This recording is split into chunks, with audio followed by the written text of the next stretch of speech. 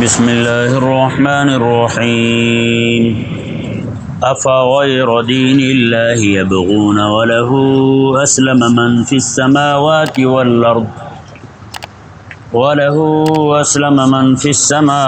والارض طوعا وکرہا والیہ یرجعون۔ سبحان اللہ۔ اس آیت کریمہ کے اندر اللہ تبارک و تعالی نے ہر طرح کے کافر کو جو اللہ تبارک و تعالی کے دین کو چھوڑ کر اپنے اختراعی دین اور اپنے مصنوعی مذاہب کو لیے پھرتے ہیں ان کو تنبیہ فرمائی۔ اللہ تبارک و تعالی نے ارشاد فرمایا فغیر دین اللہ یبغون، فرمایا کیا یہ اللہ کے دین کو چھوڑ کر اور دین پسند کرتے ہیں، کسی اور دین کو چاہتے ہیں یہ وَلَهُ أَسْلَمَ مَنْ فِي السَّمَاوَاتِ وَالْأَرْضِ، حالانکہ جو کچھ بھی آسمانوں میں ہے والارض اور زمینوں میں ہے، اسلم وہ سر جھکائے ہوئے ہے، طوعا و کرہا، طوعا راضی خوشی و کرہا لاچار ہو کر، وَإِلَيْهِ يُرْجَعُونَ اور سب نے اسی کی طرف لوٹ کر جانا ہے۔ یہ ذہن میں رہے کہ دو طرح کے احکامات ہیں، ایک احکامات وہ ہیں جو تشریعی ہیں اور ایک احکامات وہ ہیں جو تکوینی ہیں۔ آسان الفاظ میں یہ سمجھیں، کچھ احکامات اللہ تعالیٰ کے اختیاری ہیں، کچھ غیر اختیاری ہیں، ٹھیک ہے نا جی؟ یعنی کچھ احکامات اللہ تعالیٰ کے وہ ہیں جن کے اندر بندے کو اختیار دیا گیا ہے، اور کچھ وہ ہیں جن کے اندر اختیار نہیں ہے۔ جن میں اختیار ہے وہ تشریعی ہیں، شرعی احکامات، اور جن میں اختیار نہیں ہے وہ تکوینی ہیں۔ اختیار ہونے سے مراد یہ نہیں ہے کہ بندہ مانے نہ مانے، اللہ تبارک و تعالی نے اس معاملے میں اسے مجبور نہیں رکھا، راہ ہدایت بھی دکھا دیا، انبیاء کرام علیہ السلام بھی بھیج دیے، امام الانبیاء علیہ السلام کو بھی بھیج دیا، کتاب بھی نازل فرما دی، اور اسے کتاب مبین قرآن کریم کو بیان کرنے والے علماء بھی کھڑے کر دیے۔ یعنی کسی کو مجبور نہیں کیا کہ تم اسی طرف ہی آؤ، دونوں راہ دکھا دیے، وَهَدَيْنَاهُ النَّجْدَيْنِ، ہم نے دونوں راہ دکھا دیے۔ اختیار سے مراد یہ ہے کہ بندہ خود اپنی یعنی کہ پسند کر کے دین کی طرف آئے، حکم ہے رب تبارک و تعالیٰ کی طرف سے، لیکن یہ معاملہ جو ہے نا اللہ تبارک و تعالیٰ نے اختیار پہ رکھا بندے کے، فرض ہے رب تبارک و تعالیٰ کی طرف سے بندے پر کہ اسے قبول کرے، لیکن اسے قبول کروانے کے لیے مجبور نہیں کیا کسی کو۔ نہیں سمجھ آیا مسئلہ؟ جو احکامات تکوینیہ ہیں اس میں ہر بندہ مجبور ہے، جیسے مثال کے طور پر مرض ہو گئی، صحت ہو گئی، حیات ہو گئی، موت ہو گئی، یہ بندے کے اپنے اختیار میں نہیں ہے، یہ بندے کے اپنے اختیار میں اپنے اختیار میں نہیں ہے۔ یہاں پہ تو وہ بھی جواب دے جاتے ہیں جو کہتے ہیں میرا جسم میری مرضی، یعنی رب تبارک و تعالیٰ کے وہ احکامات جو احکامات تشریعیہ ہیں، وہاں تو وہ کہتے ہیں کہ میرا جسم میری مرضی، میں کپڑے پہنوں نہ پہنوں، میں برقع کروں نہ کروں، میں جناب کچھ بھی کرتا رہوں کچھ بھی کرتی رہوں، میرا جسم میری مرضی ہے۔ تو بندہ ان سے یہ بھی پوچھے کہ جو اللہ تبارک و تعالیٰ کے احکامات تکوینیہ ہیں ان میں بھی ذرا اپنی مرضی دکھاؤ، کسی کو مرنے نہ دو پھر تم۔ اللہ تبارک و تعالیٰ نے نیند پورا ایک نظام رکھا ہے تمہارے جسم میں، تمہارے جسم کو ہی نیند کی طلب ہوتی ہے تھکاوٹ کو دور کرنے کے لیے، حشاشت بشاشت کے لیے، پھر ذرا نیند کو بھی اپنے سے دور کر کے دکھاؤ۔ جب شرع مبارکہ جو ہے وہ احکامات جو تمہارے اختیار میں ہیں انہیں تم اپنے سے دور کر رہے ہو، اپنا جسم اپنی میرا جسم میری مرضی کا نعرہ لگا کے رب تبارک و تعالیٰ کے احکامات کو، احکامات تشریعیہ کو ترک کے بیٹھے ہو، ذرا تکوینیہ کو بھی چھوڑو۔ نہیں سمجھ آیا؟ تم مجبور ہو اس بات پر کہ زمین کے اوپر چلو، اس کے علاوہ اور کوئی راہ اپناؤ، ٹانگیں نیچی کر کے سر اوپر کر کے چلنا، یہ اللہ تبارک و تعالیٰ کے احکامات تکوینیہ میں سے۔ تیرا جسم تیری مرضی ہے تو ذرا اس کے مخالف کر کے دکھا، اس کے خلاف کر کے دکھا تم۔ یہ نہیں سمجھ آیا مسئلہ؟ تیرا جسم تیری مرضی ہے، تجھے بھوک لگتی ہے، وہ بھوک لگ رہی ہے رب کے حکم سے، اب تو کھانا کھائے گا، کچھ بھی کھائے گا وہ تیرے پیٹ کے اندر جائے گا، اس نے جا کر کے رب کے حکم سے تیری بھوک اور پیاس کو دور کرنا ہے، تو پھر یہ کھانا پینا بھی چھوڑ، تاکہ تیرا ظاہر اور باطن دونوں ایک ہو جائیں. بھائی میرا جسم میری مرضی والا نعرہ تیرا تام تو ہو. ہم بھی سمجھیں کہ بڑا دانا بندہ یار جو کہتا ہے وہی کرتا ہے, یہ تو منافقانہ کردار ہے تیرا. اللہ تبارک و تعالی نے ارشاد فرمایا کہ وَلَهُ أَسْلَمَ مَنْ فِي السَّمَاوَاتِ وَالْأَرْضِ طَوْعًا وَكَرْهًا, فرمایا کہ اسی کے لیے سر جھکائے ہوئے ہیں جو کچھ آسمانوں میں ہے جو کچھ زمینوں میں ہے, طَوْعًا وَكَرْهًا, راضی خوشی, وَكَرْهًا اور مجبور ہو کر. راضی خوشی جو جس چیز پر رب تبارک و تعالیٰ کی بارگاہ میں سر جھکائے ہوئے ہیں وہ احکامات تشریعیہ ہیں, اور اللہ تبارک و تعالیٰ کے احکامات تشریعیہ میں اہل ایمان جو ہیں وہ مومنین نیک مومن جو ہیں وہ اور فرشتے یہ اللہ تبارک و تعالیٰ کی بارگاہ میں راضی خوشی اس کے حکم پر سر جھکائے ہوں. اس سے یہ بھی ثابت ہوتا ہے کہ بندہ مومن جو ہے وہ رب تبارک و تعالیٰ کے حکم کو برضا و رغبت اس پر عمل کرتا ہے, خوشی کے ساتھ اس پر عمل کرتا ہے کہ مالک عز و جل جو ہے وہ ہمیں بلا رہا ہے نماز پڑھنے کے لیے. مالک عز و جل جو ہے اس کی طرف سے حکم ہے کہ زکوٰۃ ادا کریں. مالک عز و جل کی طرف سے حکم ہے کہ ہم یہ نیک احکامات جو ہیں اللہ تبارک و تعالیٰ کی طرف سے آنے والے ہیں ان پر عمل کریں ہم. تو پھر اس طرح کر کے ان کا نعوذ باللہ من ذالک احکامات تشریعیہ جو ہیں یعنی احکامات شرعیہ جو ہیں ان کو بوجھ سمجھنا, ان کو نعوذ باللہ من ذالک قابل نفرت سمجھنا. نماز کہنا جی یہ تو نکمے لوگوں کا کام ہے نماز پڑھتے رہیں. روزے کے بارے میں کہنا جن کے گھر میں گندم نہیں ہوتا وہ روزے رکھنا شروع کر دیتا ہے. اس طرح کی بکواسیں کرنا رب تبارک و تعالیٰ کے احکامات کے بارے میں. تو کیا خیال ہے رب تبارک و تعالیٰ نے اسی لیے ہمیں احکامات دیے ہیں. اگر یہی ہو نکمے لوگوں کا کام ہو تو پھر تو کسی بندے پہ ہر بندہ یہاں مصروف ہے, وہ فارغ بھی بیٹھے تو وہ بھی مصروف ہے, تو پھر نماز تو کسی پر بھی فرض نہ رہی. بھائی نہیں سمجھ آیا مسئلہ. تو اس طرح کر کے یہ نعوذ باللہ من ذالک رب تبارک و تعالیٰ کے احکامات سے لوگوں کو پھیرنے کے لیے اس طرح کی باتیں کرتے ہیں. جی کئی لوگ جو ہے نا ایسے ریا سے ہٹے ہوئے ہوتے ہیں, اپنے آپ کو ریا سے پاک کہتے ہیں. ایک بندے کی میرے ساتھ ہی ملاقات ہوئی, میں نے کہا جی نماز نہیں پڑھتے. کہتے جی دیکھیں بات سنیں, نماز پڑھنے لگتا ہے ریا ہو جاتا ہے. میں نے کہا اچھا پھر اس کا حل کیا ہے؟ کہتا میں اسی لیے نماز نہیں پڑھتا. نماز پڑھ کے جو ریا کرنا ہے, دکھاوا کرنا ہے, اور آپ کو پتہ دکھاوا تو شرک ہے, تو بندہ شرک سے اپنے آپ کو بچائے نا پھر نماز ہی نہ پڑھے. میں نے کہا اچھا حل ڈھونڈا ہے تو نے. ایک بزرگ تھے ان کے پاس ایک بندہ کیا کہنے لگا جی نماز پڑھتا ہوں, نماز میں وسوسے آتے ہیں اس لیے نماز ہی نہیں پڑھتا ہوں. انہوں نے کہا جب روٹی کھاتا ہے مکھیاں آتی ہیں؟ کہتے جی وہ تو آتی ہیں. میں پھر کیا کرتا ہے, روٹی چھوڑ دیتا ہے؟ اس نے کہا نہیں. میں کیا کرتا ہے پھر؟ تو اس نے کہا مکھیاں اڑاتا رہتا ہوں, روٹی کھاتا رہتا ہوں. انہوں نے کہا جب نماز پڑھنے لگے وسوسے آئیں, وسوسے دوڑاتا رہے اور نماز پڑھتا رہتا ہوں. اپنے آپ کو بندہ رب کی بارگاہ میں کھڑا کر دے, مولا میں آ گیا ہوں, جتنا میرے سے ہو سکتا تھا میں اپنے جسم کو لے آیا ہوں, تیری بارگاہ میں نے جھکا دیا ہے. اب میرے دل کا معاملہ جو ہے نا, میرا دل میرے قابو میں نہیں ہے مولا, نہ میں اس پہ قادر ہوں کہ اسے نہ میں زبردستی اس طرح میں مائل کر سکوں. تو مولا یہ تیرے بس میں ہے, جتنا مجھ سے ہو سکتا تھا وہ میں نے کر لیا ہے, اپنے آپ کو تیری بارگاہ میں جھکا دیا ہے. اب مولا تو ہی مہربانی فرما, میں نے سر تیری بارگاہ میں جھکا دیا, تو میرے دل کو بھی اپنی طرف موڑ لے. تو یہ بندہ کرے تو صحیح, وہ جتنا کر سکتا ہے وہ تو کرے. یہ ضرور ہے کوئی بندہ جو ہے نا مثال نماز بھی پڑھ رہا ہے نا, ریا کے طور پر پڑھ رہا ہے, لیکن قیامت والے دن اسے جو سزا ہوگی نا وہ ریا کی سزا ہوگی, نماز چھوڑنے کی سزا نہیں ہوگی اسے. نماز اس نے پڑھی ہے, وہ جیسی پڑھی ہے اس نے, کہ نہیں سمجھ آیا مسئلہ. ریا کے طور پر بھی پڑھی ہے اس نے نماز, لیکن اس کا فرض اس کے سر سے ساقط ہو گیا. قیامت والے دن اسے نماز, ایک جو نماز نہیں پڑھے گا اسے گناہ نماز چھوڑنے کا ہوگا, اسے نماز چھوڑنے کا گناہ نہیں ہوگا. اس نے جو اس میں بناوٹ کی ہے, تصنع کیا ہے, جی ریا کیا ہے لوگوں کو دکھانے کے لیے. ظاہری بات ہے جب لوگ نہیں دیکھ رہے ہوتے تو نماز پھر کیسے پڑھتے ہیں؟ لوگ دیکھ رہے ہوں تو پھر بنا سجا کے نماز پڑھتے ہیں.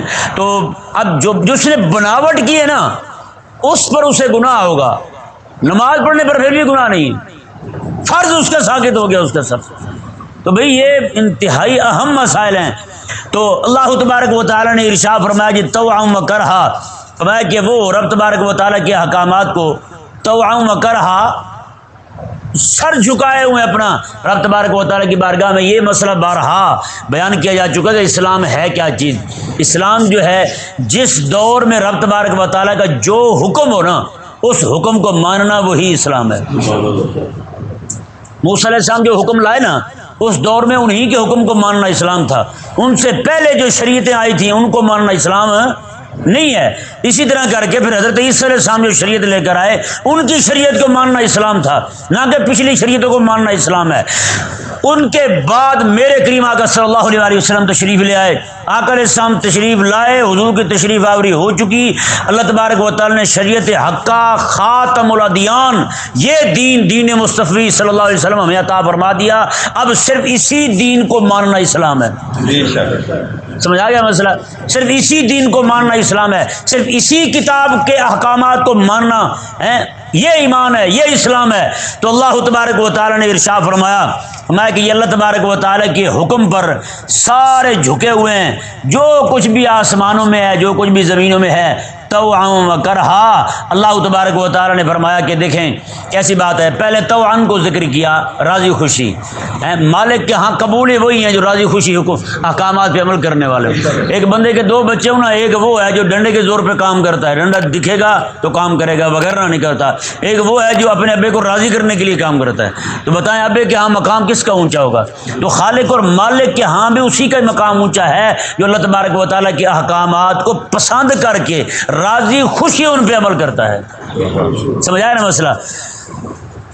اللہ تبارک و تعالیٰ نے ارشاد فرمایا جس طرح تکوینی طور پر تم میرے احکامات کے پابند ہو، تشریعی طور پر بھی اپنے آپ کو پابند کر لو میرے، دونوں طرح پابند کر لو، یعنی وہ احکامات جن میں تمہیں اختیار نہیں ہے ان میں تو پابند ہو، ہے یا نہیں، اور جن میں اختیار ہے ان کے بھی پابند بن جاؤ، تو تشریع اور تکوین دونوں برابر ہو جائیں۔ الیہ یرجع و الیہ یرجعون، جانا تو تم نے اسی کے پاس ہی ہے، وہ مان کے جاؤ یا انکار کر کے جاؤ، وہ تو جانے جانا ہے۔ اللہ اکبر۔ اللہ تبارک و تعالیٰ نے اگلی آیت مبارکہ کے اندر اہل ایمان کو جو اللہ تعالیٰ نے وسعت ظرفی، اعلیٰ ظرفی عطا فرمائی ہے، اس کا بیان فرمایا۔ سبحان اللہ۔ یہ یہودی جو ہیں یہ خبط میں مبتلا ہیں، یہودی تعصب میں مبتلا ہیں، تسلب محمود ہے اور تعصب جو ہے یہ مذموم ہے۔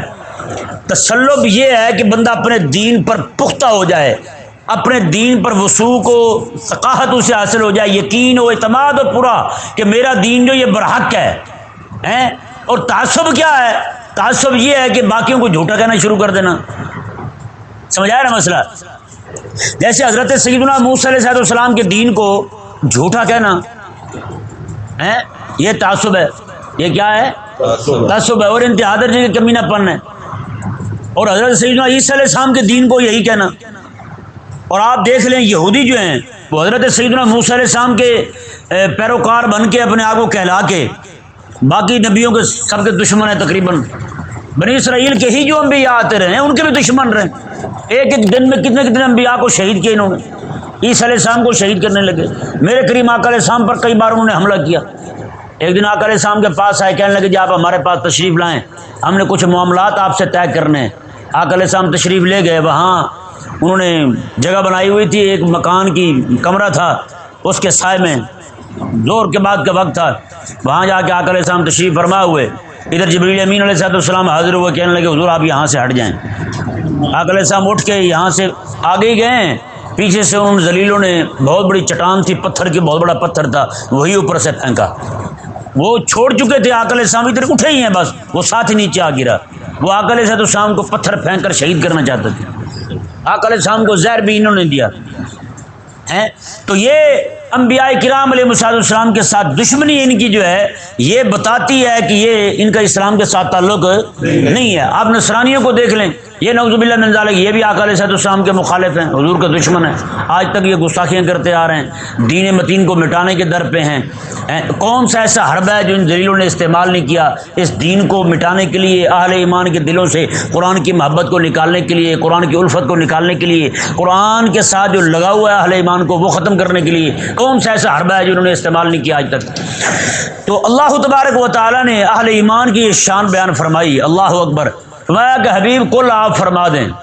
اور مزے کی بات دیکھیں، یہودی جو ہیں وہ ہمارے آقا علیہ السلام کے دشمن ہیں، نصرانی جو ہے وہ بھی ہمارے آقا علیہ السلام کے دشمن ہیں، لیکن پوری دنیا کے اندر کوئی مسلمان آپ کو دکھائی نہیں دے گا جو حضرت موسیٰ علیہ السلام کو یا عیسیٰ علیہ السلام کا دشمن ہو۔ کوئی دکھائی دے گا آپ کو؟ نہ ان کی کتاب کے دشمن ہے، نہ ان کے دشمن ہیں، حضرت موسیٰ علیہ السلام کے بھی دشمن نہیں، نہ ہی حضرت۔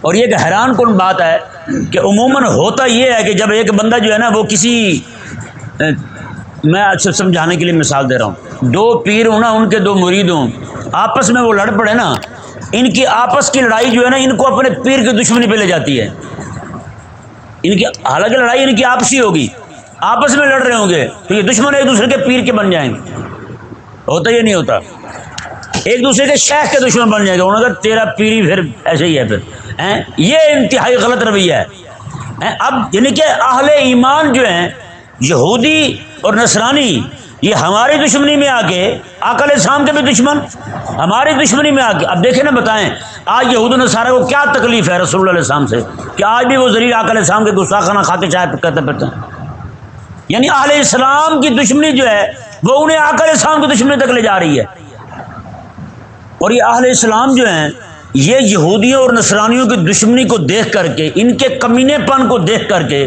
یہ ان کے نبیوں کے دشمن نہیں ہیں، ہم ان کے نبیوں کے دشمن نہیں ہیں، نہ ان کی تعلیمات کے دشمن ہیں، ہم ان کی تعلیمات، ان پر نازل ہونے والا دین برحق ہے، یہ ہم مانتے ہیں، عمل ہم وہی کریں گے جو ہمیں امام الانبیاء علیہ السلام نے عطا فرمائے۔ سمجھ آیا نا مسئلہ؟ جیسے آج کل یہ بہت بڑی وبا ہے جو لوگوں میں پھیلی ہوئی ہے، لوگوں میں پھیلی ہوئی ہے۔ ایک حضرت پیر میر علی شاہ رحمہ اللہ، آپ کو ان کی شخصیت کے بارے میں معلوم ہے جی، اس وقت جب پیر میر علی شاہ رحمہ اللہ مرزا قادیانی دجال کے مقابلے میں آپ یہاں لاہور میں آتے ہیں، اس وقت جو ہے کوئی ایسا عالم نہیں تھا کہ جس پر امت ساری جمع ہو گئی ہو، جس نے بھی لا الہ الا اللہ محمد رسول اللہ پڑھا تھا اس پہ پوری امت جمع ہو گئی ہو، سوائے پیر میر علی شاہ کے کوئی بندہ نہیں تھا دوسرا۔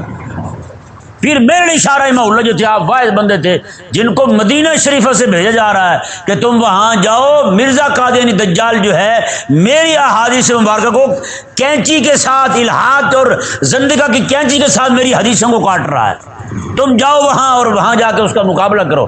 اور پیر میر علی شاہ رحمہ اللہ یہاں آتے ہیں، پوری امت کلمہ پڑھنے والے، لا الہ الا اللہ پڑھنے والے سارے کے سارے متفقہ طور پر پیر صاحب کو اپنا امام مقرر کرتے ہیں کہ آپ ہمارے امیر ہیں، جو بات آپ کی ہوگی ہمیں قبول ہے۔ آج اتنے متعصب ہوئے کہ اپنے رہنما کو، کسی کو عالم کو مانتے مانتے کہ نعوذ باللہ من ذالک بہت بڑا گروہ تیار ہو چکا ہے جو پیر میر علی شاہ کو بھی کافر کہتا ہے۔ میں نے کہا کیا تم نے یہودیوں والا مزاج پایا ہے؟ کیا تم نے نصارہ والا مزاج پایا ہے؟ اتنا تعصب تم میں آ گیا، کتنے کمینے ہو گئے۔ میں حقیقت والی بات عرض کروں، اگر یہ تحریک تحفظ ختم نبوت سے پیر میر علی شاہ کو نکال دیا جائے تو پیچھے ہے ہی کیا تمہارے پاس؟ پھر ریڑھ کی ہڈی ہے تحریک تحفظ ختم نبوت میں میر علی شاہ کا نام، اور تم اسے ہی کافر کہتے پھرتے ہو۔ اتنے بے دین ہوئے، بے لگام ہوئے، تمہیں کوئی پوچھنے والا، تم بتانے والا نہیں ہے تمہیں کہ پیر میر علی شاہ بھی کافر ہے۔ وہ تم ہوتے کون ہو بڑوں کے ایمان کا فیصلہ کرنے والے؟ عجیب کمینہ پن ہے، بتائیں بھائی۔ تو یہ یہودیوں والا مزاج ہے، یہودیوں کا مزاج یہی تھا کہ وہ جناب رسول اللہ علیہ السلام کے بھی دشمن، انبیاء کرام علیہ السلام کے بھی دشمن، اور نصارہ کا مزاج بھی یہی ہے، وہ بھی جناب ہمارے آقا علیہ السلام کے دشمن، اور آج تک ان کے دلوں سے میل نکلی نہیں ہے۔ اتنے بڑے دشمن ہیں، ان کی دشمنی دن بدن فضو ہوئی جا رہی ہے، بڑھ رہی ہے دشمنی ان کی۔ تو پیارے اور محترم بھائیوں، اللہ تبارک و تعالیٰ نے کیا شان بیان فرمائی اہل ایمان کی۔ اللہ اکبر۔ یہ یہودی ہیں جو میرے حبیب کے دشمن ہیں، یہ یہودی ہیں جو عیسیٰ علیہ السلام کے دشمن ہیں، یہ یہودی ہیں جو جناب بنی اسرائیل کے انبیاء کے دشمن ہیں، اور یہ نصرانی ہیں جو میرے حبیب علیہ السلام کے دشمن ہیں، یہ نصرانی ہیں جو اپنے رب تبارک و تعالیٰ کے دین میں ہیر پھیر کرنے والے ہیں۔ اور رہی بات حبیب کریم علیہ السلام کے غلاموں کی، یار قسم خدا کی ان کی حرکتیں دیکھ کر کبھی کسی مومن بندے کے دل میں ان کے نبی کے بارے میں کوئی غلط خیال نہیں آیا کبھی؟ یار ایمان سے بتائیں، قرآن آپ کے سامنے رکھا ہوا ہے۔ یہ اللہ تبارک و تعالی شان، یہ وسعت ظرفی، اعلیٰ ظرفی، یہ کسی کے دل میں اگر رکھی ہے رب تبارک و تعالی نے تو اہل ایمان کے دلوں میں رکھی ہے۔ ہم جس طرح اپنے آقا علیہ السلام کے گستاخ کو کافر سمجھتے ہیں، اسے واجب القتل سمجھتے ہیں، اسی طرح موسیٰ علیہ السلام کے گستاخ کو، عیسیٰ علیہ السلام کے گستاخ کو بھی واجب القتل سمجھتے ہیں۔ نہیں سمجھ آیا مسئلہ؟ اللہ اکبر۔ یہ ہے تسلط، یہ تسلب ہے جو اللہ تبارک و تعالیٰ کی ہاں عند اللہ محمود ہے۔ اللہ تبارک و تعالیٰ نے ارشاد فرمایا، کل حبیب آپ فرما دیں، آمنا باللہ وما انزل علینا وما انزل علی ابراہیم و اسماعیل و اسحاق و یعقوب والاسباط وما اوتی موسیٰ و عیسیٰ وما والنبیون من ربہم۔ اللہ اکبر۔ میں حبیب آپ فرما دیں آمنا باللہ، ہم ایمان لائے ہیں اللہ پر، ہاں اللہ پر ایمان لائے۔ مزے کی بات دیکھیں، یہ ایمان باللہ جو ہے نا، ایمان باللہ یہ ایسی دولت ہے، یہ کہیں بھی بندے کو بھٹکنے نہیں دیتا۔ ہاں یہود و نصارہ کو ایمان باللہ کی دولت نصیب نہیں ہوئی، اگر انہیں ایمان باللہ کی دولت نصیب ہو جاتی تو پھر یہ ایمان باللہ کا مطلب یہ ہے کہ اللہ پر ایمان کا مطلب یہ ہے کہ اللہ جس چیز کو ماننے کا کہے اسے بھی مانے، اللہ جس کتاب کو ماننے کا ہے اس کتاب کو مانے، اللہ جس نبی کو ماننے کا ہے اس نبی کو مانے۔ ایمان باللہ کا ثمرہ یہ ہے۔ اللہ تبارک و تعالی نے فرمایا، حبیب آپ فرما دیا آمنا باللہ، ہم ایمان لائے اللہ پر، وما انزل علینا، اور جو کچھ ہم پر نازل ہوا ہم اس پر بھی ایمان لائے، وما انزل علی ابراہیم، جو ابراہیم پر نازل ہوا ہم اس پر بھی ایمان لائے۔ ظاہری بات ہے ابراہیم پر ایمان لائے ہیں تو ان پر نازل کردہ نازل ہوئی کتاب پر بھی ایمان لائے ہیں، صحیفے جو ان پر نازل ہوئے ہیں اس پر بھی ایمان لائے ہیں۔ وہ اسماعیل، اور جو اسماعیل علیہ السلام پر نازل ہوا صحیفے ہوں یا وحی ہو ہم اس پر بھی ایمان لائے۔ وہ اسحاق، اور اسحاق علیہ السلام پر جو نازل ہوا ہم اس پر بھی ایمان لائے۔ وہ یعقوب، اور یعقوب علیہ السلام پر جو نازل ہوا ہم اس پر بھی ایمان لائے۔ والاسباط، اور ان کی جو اولاد میں ان کے جو انبیاء تھے ان پر جو نازل ہوا ہم ان پر بھی ایمان لائے۔ آگے ان کا بتائیں بھائی، حضرت یعقوب علیہ السلام کی اولاد میں موسیٰ علیہ السلام بھی ہیں، عیسیٰ علیہ السلام بھی ہیں، یہ دونوں انہی کی اولاد میں۔ حضرت یعقوب علیہ السلام کا نام اسرائیل تھا نا، تو بنی اسرائیل میں دونوں نبی آئے، حضرت موسیٰ علیہ السلام بھی اور حضرت عیسیٰ علیہ السلام بھی۔ تو اللہ تبارک و تعالیٰ نے جب یعقوب علیہ السلام کا ذکر کر کے والاسباط کہہ دیا کہ ان کی اولاد میں جو انبیاء تھے ان پر جو وحی نازل ہوئی یا کتابیں نازل ہوئیں ہم ان پر بھی ایمان لائے، لیکن آگے علیحدہ سے فرمایا وما اوتی موسیٰ و عیسیٰ، اور جو موسیٰ علیہ السلام کو دیا گیا ہے اور جو عیسیٰ علیہ السلام کو دیا گیا ہم تو اس پر بھی ایمان لائے ہیں۔ یہ الگ سے ذکر کرنے کا مقصد یہ ہے کہ بندہ مومن جو ہے نا اس کے دل سے تعصب والی بات نکل جائے، صرف تسلب آ جائے کہ میرا مالک جو موسیٰ علیہ السلام کو دے گا میں اس پر بھی مان لایا ہوں، جو عیسیٰ علیہ السلام کو عطا فرمایا گیا میں اس پر بھی مان لایا ہوں۔ اللہ اکبر کبیرہ، اللہ اکبر۔ آگے اللہ تبارک و تعالی نے ایک بہت ہی عام اصول عطا فرمایا، اور میں کہ والنبیون من ربہم، اور ہر نبی پر ایمان لائے، اور ہر نبی کو جو کچھ دیا گیا من ربہم اس کے رب کی طرف سے۔ اللہ اکبر، یہ ہے ایمان باللہ کا تقاضا، من ربہم ان کے رب کی طرف سے۔ کمال ہو گیا، یہ جملہ اتنا ایمان میں کہتا ہوں مٹھاس والا ہے۔ اللہ اکبر، قربان بندہ جائے اس جملے پر کہ اللہ تعالی نے فرمایا کہ آمنا باللہ کہتے ہیں تو من ربہم، جو کچھ ان کے رب کی طرف سے آئے گا مومن لوگ اس پر بھی ایمان لائیں گے۔ یہی وجہ ہے جو آج بندہ مومن کو، مسلمان کلمہ پڑھنے والے کو رب کے کسی نبی کا دشمن نہیں بننے دیتی۔ ایمان باللہ، ایمان باللہ جس بندے کو حاصل ہو جائے نا پھر وہ کہیں بھی نہ کسی رب کے نبی کا دشمن بنتا ہے، نہ رب تبارک و تعالیٰ کی وحی کا دشمن بنتا ہے، نہ رب تبارک و تعالیٰ کے کسی حکم کا دشمن بنتا ہے۔ یہ رب پر ایمان، سبحان اللہ، اتنی بڑی دولت ہے۔ اللہ تبارک و تعالی نے ارشاد فرمایا، اور اہل ایمان کا، سبحان اللہ، اہل ایمان کا مقولہ کیا ہے، اہل ایمان کا عقیدہ کیا ہے، نظریہ کیا ہے، یہ دیکھیں، لا نفرق بین احد منہم، ہم رب تعالیٰ کے کسی نبی میں کوئی فرق نہیں کرتے، ہمارے درمیان کوئی فرق نہیں ہے کسی نبی میں۔ فرق سے مراد جو ہے نا یہاں پہ فرق کے مراتب مراد نہیں ہے، فرق سے مراد یہاں انکار ہے، یعنی ہم کسی بھی نبی کا انکار نہیں کرتے، ہم کسی نبی کا انکار نہیں کرتے، باقی رہے فرق کے مراتب تو وہ بے شمار ہیں۔ اللہ تبارک و تعالی نے خود فرمایا تلک الرسل فضلنا بعضهم علی بعض، میں کہ ہم نے بعض رسولوں کو بعض پر فضیلت عطا فرمائی ہے۔ تو یہ رب تبارک و تعالی کی نص صریح ہے، اس سے انکار نہیں، لیکن یہاں لا نفرق کا مطلب یہ ہے کہ ہم کسی نبی کا، کسی رسول کا انکار نہیں کرتے۔ کیوں کہ ہم رب کو مان بیٹھے ہیں، اب جو بھی رب کی طرف سے آئے گا ہم اسے بھی مانیں گے ہیں۔ اللہ اکبر۔ اور آگے فرمایا کہ آگے وجہ بیان کی وَنَحْنُ لَهُ، مانے کیوں بیٹھے ہیں، مانے کیوں بیٹھے ہیں، وَنَحْنُ لَهُ مُسْلِمُونَ، کیونکہ ہم مسلمان جو ہوئے، مسلمان منکر نہیں ہوتا، مسلمان مفرق نہیں ہوتا ہیں، جیسے آج کل کئی مفکر اسلام بن کے مفرق اسلام بنے بیٹھے ہیں، یہود و نصارہ کے غلام ہیں، اپنا آپ کو مفکر اسلام کہہ کے مفرق اسلام، اسلام کے ٹکڑے کرتے ہوئے دکھائی دیتے ہیں۔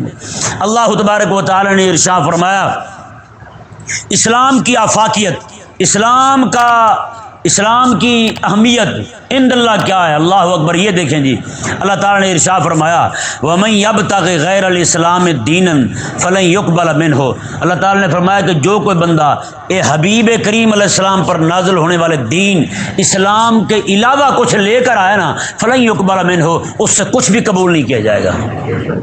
آج جو لوگ کہتے ہیں نا پتہ نہیں جی اللہ تعالیٰ کن کاموں میں راضی ہے، پتہ نہیں کون سا مذہب ٹھیک ہے، ہمیں کیا پتہ بھائی، یہ بندہ بھی مسلمان ہے نہیں ہے، یہ بھی مسلمان ہے نہیں ہے، مطلب یہ ہے کہ اسے آمنا باللہ و ما انزل، یہ اس پر ایمان ہی نہیں، آمنت باللہ و ملائکتی و کتبی و رسلی، اتنا اندھا ہو گیا اسے دکھائی نہیں دیتا کہ اس پہ کون پورا اتر رہا ہے، جو یہ کہے کہ پتہ نہیں کون حق پر ہے، مطلب یہ ہے کہ اسے اپنے دین پر اعتماد نہیں، یہ نہیں سمجھ آیا مسئلہ، اپنے دین پر اعتماد نہیں ہے اسے۔ اللہ تبارک و تعالی نے ارشاد فرمایا، اللہ اکبر، وَمَن يَبْتَغِ غَيْرَ الْإِسْلَامِ، میں جو اسلام کے علاوہ کو دین تلاش کرے تو فَلَن يُقْبَلَ مِنْهُ، اس سے کچھ بھی قبول نہیں کیا جائے گا، کچھ بھی قبول نہیں کیا جائے گا، وَهُوَ فِي الْآخِرَةِ مِنَ الْخَاسِرِينَ، اور وہ آخرت میں گھاٹا اٹھانے والوں میں سے ہوگا۔ آخرت میں کن میں سے ہوگا؟ گھاٹا اٹھانے والے، نقصان اٹھانے والوں میں سے ہوگا۔ اللہ تبارک و تعالی سمجھنے کی توفیق عطا فرمائے۔